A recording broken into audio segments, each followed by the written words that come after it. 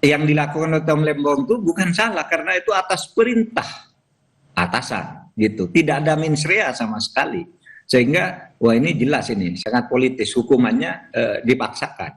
Kasus yang jauh lebih besar dari Hasto yang jelas menggarong uang negara triliunan, ratusan miliar, itu sesudah dilaporkan tidak diapa-apakan, sementara si Hasto ini sudah lama kasusnya dan cuma kayak gitu juga dulu dilindungi kelihatannya.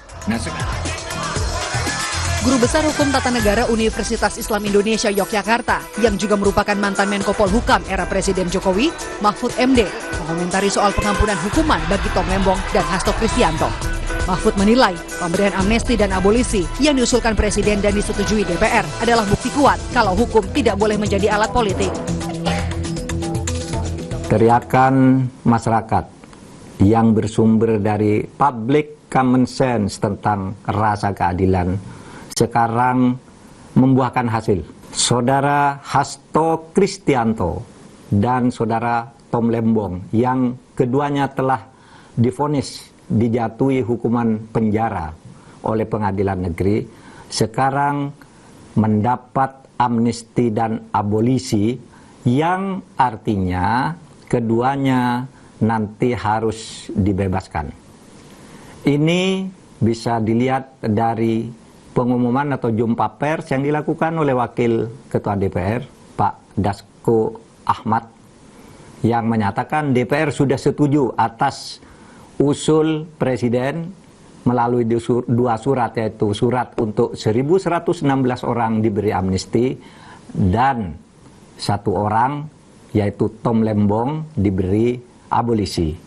Saudara Hasto termasuk yang diberi amnesti. Tapi yang terpenting sekarang jeritan hati nurani masyarakat agar hukum tidak dijadikan alat politik. Agar hukum itu ditegakkan hukum sebagai hukum, bukan karena pesanan politik.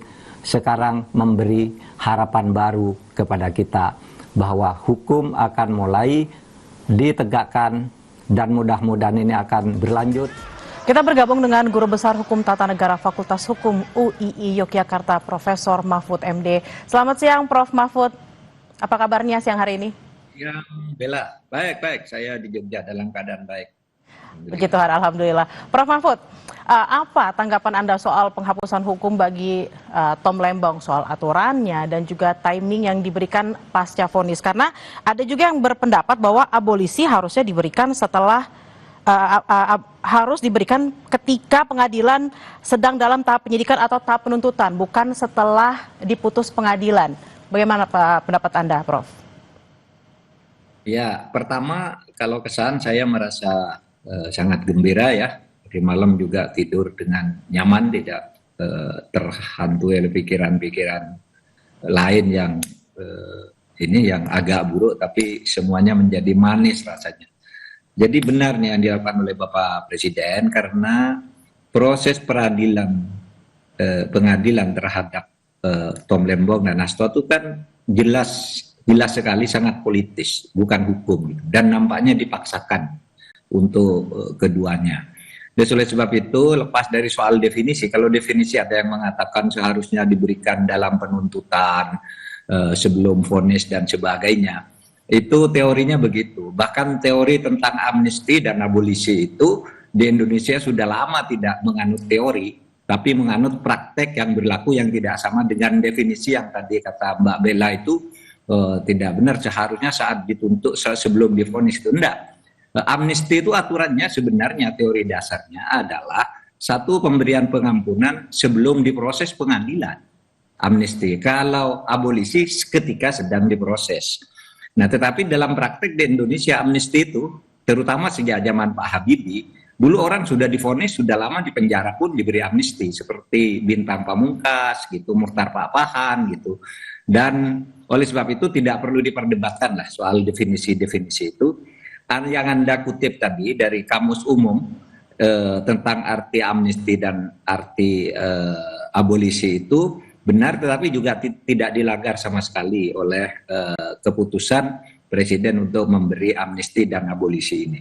Itu aja. Jadi kita harus sambut gembira. Kedepannya hukum tidak boleh lagi memberi kesan dipaksakan karena pesanan politik, itu kan tidak bisa dihindari bahwa ada kesan pesanan politik, apalagi kemudian vonis hakimnya itu ngaco gitu ya.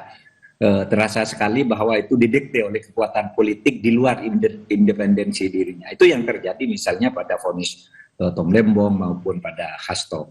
Begitu Mbak Bella, kita bergembira ada gebrakan hukum. Bergembira, tidurnya bisa lebih nyenyak daripada hari-hari sebelumnya. Nah, kaitannya soal timing nih Prof, kan baru banget nih dua-duanya divonis minggu lalu, kurang lebih minggu lalu. Lalu di minggu ini sudah ada langsung keputusan untuk abolisi dan juga amnesti.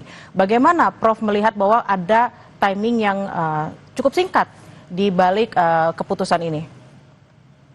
Ya tidak apa-apa, kan memang kan Presiden tidak harus menunggu misalnya waktu tertentu yang ditentukan oleh undang-undang. Misalnya harus sekian hari sudah vonis baru boleh gitu. Bahkan kalau untuk abolisi itu maupun amnesti sebelum diadili atau ketika dalam proses Presiden bisa turun tangan. Dan itu ada undang-undangnya gitu. Bahwa timingnya sekarang dilakukan hanya seminggu sesudah vonis atau 2 minggu sesudah vonis untuk Tom Lembong, ya tidak apa-apa. Presiden melihat eskalasi keresahan publik terutama para pejuang-pejuang penegakan hukum itu semakin hari semakin banyak. Sampai kemarin siang saya masih dihubungi oleh beberapa orang untuk menandatangani amicus curiae untuk naik bandingnya saudara Tom Lembong. Saya katakan oke, saya ikut meskipun saya selama ini tidak punya reputasi atau catatan sekalipun membela kasus orang dihukum karena korupsi, tapi kali ini karena sudah keterlaluan saya ikut membela Tom Lembong dan juga ikut membela Hasto gitu, karena sudah sangat politis sejak awal ini semua gitu.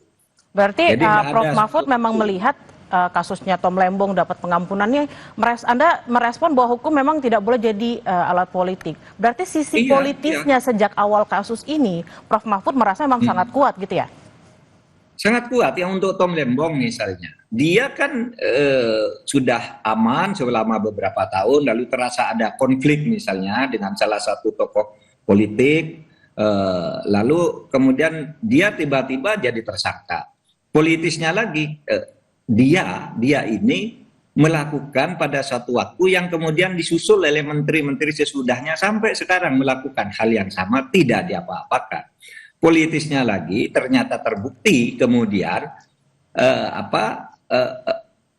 yang dilakukan oleh Tom Lembong itu bukan salah karena itu atas perintah atasan gitu, tidak ada mens rea sama sekali, sehingga wah ini jelas ini sangat politis, hukumannya dipaksakan.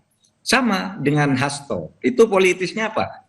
Kasus yang dituduhkan pada Hasto sekarang ini unsur-unsurnya sama persis sudah ada sejak tahun 2020. Kenapa baru diungkap sekarang? Sesudah terjadi pergantian kepemimpinan dan sudah terjadi konflik antara misalnya PDIP dan Pak Jokowi. Dan kenapa kok sehari sesudah KPK dilantik langsung ditetapkan tersangka? Gitu. Padahal sebelumnya sudah ramai, ada dorongan-dorongan agar KPK segera mentersangkakan Hasto, tapi KPK yang sebelumnya tidak mau terburu-buru, itu apalagi itu isunya lebih politik, begitu muncul KPK baru langsung tersangkakan hanya sehari sesudah itu. Itu jelas sangat politis, melukai rasa keadilan gitu ya. Apalagi kemudian kasus yang jauh lebih besar dari Hasto yang jelas menggarong uang negara, triliunan, ratusan miliar, itu sesudah dilaporkan tidak diapa-apakan. Sementara si Hasto ini sudah lama kasusnya dan cuma kayak gitu juga dulu dilindungi kelihatannya. Nah sekarang malah dijongkrokkan ke dalam satu situasi yang tidak bagus gitu. Nah oleh sebab itu ya kita bela Hasto, bukan karena Hastonya, tapi ini demi penegakan hukum yang fair. Dan Presiden sekarang sudah turun tangan dengan cukup baik dalam kasus ini. Mudah-mudahan ini juga bisa dilakukan untuk mendorong diajukannya kasus-kasus yang memang harus diajukan menurut hukum. Memenuhi syarat menurut hukum untuk diajukan ke pengadilan dan mencegah orang dikriminalisasi atau dipolitisasi seperti yang terjadi pada Lembong dan Hasto ini. Prof, Bella. kira-kira apa yang menjadi pertimbangan? Kenapa nggak baik Tom Lembong ataupun Hasto dua-duanya diberikan abolisi atau diberikan amnesti? Kira-kira apa yang menjadi pertimbangan, terutama dari Menteri Hukum seperti itu ya, untuk yang satu diberikan abolisi, yang satu diberikan amnesti? Saya juga masih menunggu karena kalau amnesti itu kan teorinya diberikan kepada orang sebelum diadili. Tapi dalam prakteknya itu Pak Habibie memulai kepada orang yang sudah dihukum pun diberi amnesti namanya.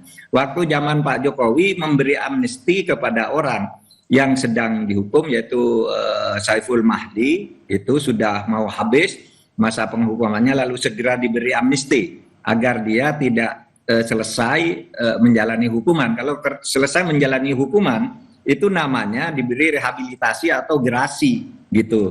Nah kalau amnesti itu sebelumnya. Nah ini diartikan oleh pemerintah sejak zaman Pak Habibie itu, sejak zaman Pak Jokowi, sejak zaman Pak SBY diartikan sebelum inkrah, bukan sebelum diadili atau sedang proses diadili. Nah dalam hal ini kasus Tom Lembong dan Hasto ini saya juga belum tahu apa bedanya sih, kan sudah sama-sama vonis, sudah sama-sama diadili. Nanti kita lihat saja bunyi kepresnya apa. Kan untuk masing-masing itu kan pasti ada alasannya gitu. Dan yang untuk Hasto ini kan banyak memang. Amnesti kan biasanya kolektif ya. Kalau abolisi itu personal, pribadi kepada orang. Kalau kolektif itu misalnya pengikut pemberontakan Kahar Musakar yang pimpinannya udah dieksekusi, maka pengikutnya tidak akan diadili, turun masuk ke pangkuan Republik. Itu kolektif, banyak sekali. Sama dengan PRRI dulu, pimpinannya kamu turun dari hutan-hutan kembali ke kota, mari membangun Republik, kamu tidak akan diadili. Itu namanya amnesti sebelum diadili. Tapi sekarang dalam praktek hukum sudah berubah, tidak apa-apa. Substansinya yang dilakukan oleh Pak Presiden ini menurut saya sangat tepat dalam situasi politik seperti sekarang ini, ketika politik sedang mau menjadi panglima ke arah yang lebih anarkis di tingkat masyarakat dan menjadi agak elitis di tingkat pemerintahan. Nah, langkah yang dilakukan oleh Pak Prabowo ini salah satu kunci untuk menuju perbaikan. Oke, Begitu, Prof. Bella. Lalu Prof kan sudah diberikan, Presiden sudah meminta izin ke DPR, DPR sudah memberikan persetujuan. Lalu setelah ini apalagi prosesnya, Prof?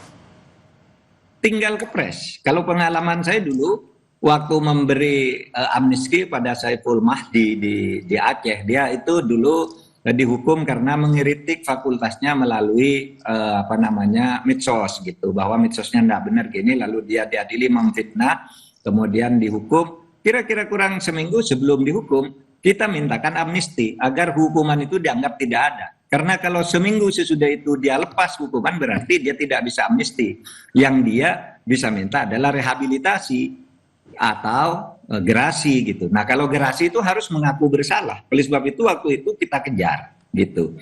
Nah jadi tidak ada masalah Mbak Bella. Ini tinggal implementasinya nanti kita lihat kepresnya. Karena kalau memberi amnesti dan abolisi menurut pasal 14 ayat 2 Undang-Undang Dasar itu memang minta pertimbangan DPR. Tadi ada yang menyebut-nyebut bagaimana Mahkamah Agung, bagaimana Jaksa Agung. Tidak perlu. Kalau amnesti dan abolisi tidak perlu pertimbangan Mahkamah Agung. Kalau gerasi dan rehabilitasi baru minta pertimbangan Mahkamah Agung. Kalau Presiden itu secara internal biasanya paling manggil Jaksa Agung, Menteri Hukum dan HAM ditambah Kapolri. Gimana ini gini, saya buat ini, cuma itu lalu disampaikan ke DPR. Tapi itu tidak ada sebenarnya keharusan ditempuh menurut konstitusi minta pertimbangan ke Jaksa Agung atau polisi, tapi di internal kepresidenan sendiri biasanya manggil menteri-menteri dan Jaksa Agung dan Kapolri biasanya.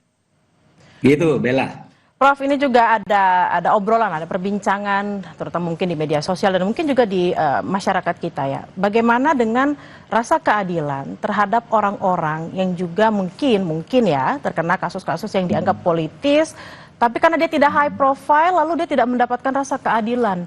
Bagaimana Prof memandang hal ini? Nah itu tugas kita, tugas masyarakat ya untuk terutama para pejuang hukum dan itu sebenarnya banyak kok yang tidak high profile itu. seperti yang saya sebut Saiful Mahdi yang di Aceh itu. Siapa yang tahu dia tiba-tiba sudah dihukum, sudah hampir selesai hukumannya padahal tidak salah. Gitu. Kita turun, asal masyarakat berbicara. Sama juga dengan Nur Hayati yang di Cirebon itu, di Jawa Barat itu. Kan gitu, dia ditersangkakan padahal dia tidak melakukan apa-apa. Dia bukan siapa-siapa, dia hanya bendahara seorang lurah. Lalu tiba-tiba dijadikan tersangka, katanya korupsi karena baru melaporkan lurahnya korupsi, sudah berhenti jadi lurah. Waktu jadi lurah dibiarkan gitu. Kan akhirnya kita turun tangan, bebas juga. Gitu. Banyak juga orang-orang yang bawa. Nur Baik misalnya, itu kan orang tidak terkenal juga. Prita Mulyasari juga misalnya. Kalau masyarakat bersuara, maka bukan hanya orang yang high profile, yang low profile juga bisa dibantu.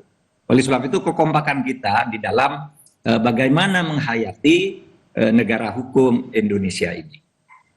Bagaimana kita harus menghayati negara hukum di Indonesia dan agar jangan ada lagi nih politisasi dalam hukum. Jadi kita semua masyarakat harus terus bersuara apabila menemukan ketidakadilan dalam hal apapun. Terima kasih atas waktunya siang hari ini Prof. Mahfud MD, Guru Besar HTN UI Yogyakarta. Sehat-sehat selalu Prof.